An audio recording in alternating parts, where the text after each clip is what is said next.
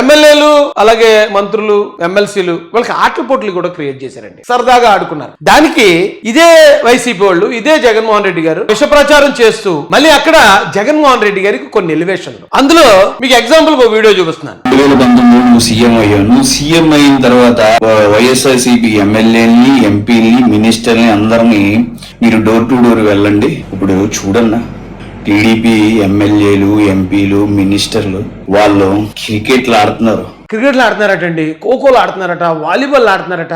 ఈ బాబు చాలా పెద్ద నేరాలండి ఇవన్నీ. అన్ని నేరాలు చేస్తున్నారటండి టీడీపీ ఎమ్మెల్యేలు, మంత్రులని. కానీ జగన్ గారి ఎమ్మెల్యేలు, మంత్రులు మాత్రం చక్కగా న్యూడ్ వీడియో కాల్స్ ఆట, లేదా సుకన్య గంట అరగంట అనే ఆట, లేదా చక్కగా బాబాయ్ని గొడ్డలతో లేపేసుకునే ఆట, లేదా చక్కగా డ్రైవర్ ని ఆ డెడ్ బాడీని పట్టుకెళ్ళి ఇంటి దగ్గర పాడేసే ఆట, ఇసుకాట ఆడేవారు, ఇసుక దోపిడి, లెక్కరాట ఆడేవారు, లెక్కరను కల్తీ ఎంతో గొప్పగా ఆడేవారు అట వైసీపీ నాయకులు అలాంటి ఆటలు. కానీ చూడండి టీడీపీ వాళ్ళు ఎంతో దుర్మార్గులు అండి. ఖోఖో ఆడేస్తున్నారటండి, కబడ్డీ ఆడేస్తున్నారట, వాలీబాల్ ఆడేస్తున్నారంట. తమ్ముడు ఎంత అమాయకంగా చెప్తున్నాడండి చూడండి బాబు. అసలు అయ్యి బాబోయ్ అంత తప్పు చేస్తున్నారా మా వాళ్ళు?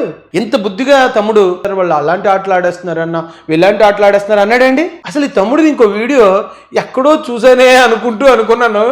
ఓ వీడియో కనిపించిందండి. నేనైతే కారులో కూర్చున్నాను. చూడండి ఇదిగో తమ్ముడు ఆ రోజు నా కారు మీద అసలు మామూలు ప్రభావం కాదండి. ఆ కారుని బాధ గుద్దేసి ఇంకా ఆ కారుని చంపేద్దామని ట్రై చేయండి ఫస్ట్ నన్ను గారు. తమ్ముడు పెర్ఫార్మెన్స్ చూడండి. ఇప్పుడు ఈ వీడియో చూసిన మళ్ళీ ఆ పెర్ఫార్మెన్స్కి వెళ్ళండి ఒకసారి. ఏం ఆర్టిస్టులను కోల్పోయామండి మనం. నిజంగా సినిమా ఇండస్ట్రీ ఇలాంటి ఆర్టిస్టులను అందరినీ కూడా అయిపోయి కొట్టేసిందండి. అయితే ఇక్కడ ఇంకొక విషయం కూడా జరిగిందండి. మహాశానంలో ఉన్న కుర్రోళ్ళు కూడా చాలా దుర్మార్గులండి బాబు. నేను చాలా బాధపడ్డాను ఈ ఇష్యూని చూసిన తర్వాత. ఇప్పుడు వాళ్ళు దాడి చేయడానికి వచ్చారు. వాళ్ళు దాడి చేయడానికి వస్తే దాడి ఎవరు చేయాలి? వాళ్ళే చేయాలి కదండి. దెబ్బలు ఎవరు తగలాలి? నాకు తగలాలి, నా బట్టలు చిరిగిపోవాలి, లేదా నా తల పగలాలి, నాకు ఉండాలి దెబ్బలు. కానీ బ్యాడ్ లక్ ఏంటంటే అంతమంది వచ్చారు, దెబ్బలలో ఒకళ్ళిద్దరికి దెబ్బలు కనిపించేయండి ఒంటి మీద. మరి ఏం మహాశాన కుర్రోడు చేయి చేసుకున్నాడో ఎవడు కొట్టాడో నాకు తెలియదు కానీ ఇప్పటికీ చెప్పలేదు నాకు వాళ్ళు. ఇక్కడ చూడండి పాపం ఈయన తల మీద చాలా గట్టిగా తగిలింది. నాకు ఇప్పటికీ బాధ అనిపించింది. ఎందుకంటే అలా కొట్టకూడదు, ఎవరైనా మనుషులే కదా. యాక్చువల్ గా అప్పుడు ఏంటి జరిగింది? నేను జగన్ గారి మీద ఫైట్కి వెళ్ళాను, జక్కంపూడి రాజా గారి మీద ఫైట్కి వెళ్ళాను. కాబట్టి వాళ్ళు వీళ్ళని పంపించారు. వీళ్ళకి నాకేం గొడవ లేదు కాబట్టి మనం వాళ్ళని ఏం చేయకూడదు అనేది నా సిద్ధాంతం. కానీ ఎవడో కోపం వచ్చిందో పాపం. అప్పుడు కూడా ఈ తమ్ముడు ఉన్నాడండి అక్కడ. ఎక్కడున్నాడు చూడండి తమ్ముడు. ఇప్పుడు దాకా ఎంత బుద్ధిగా ముద్దుగా మాట్లాడాడు.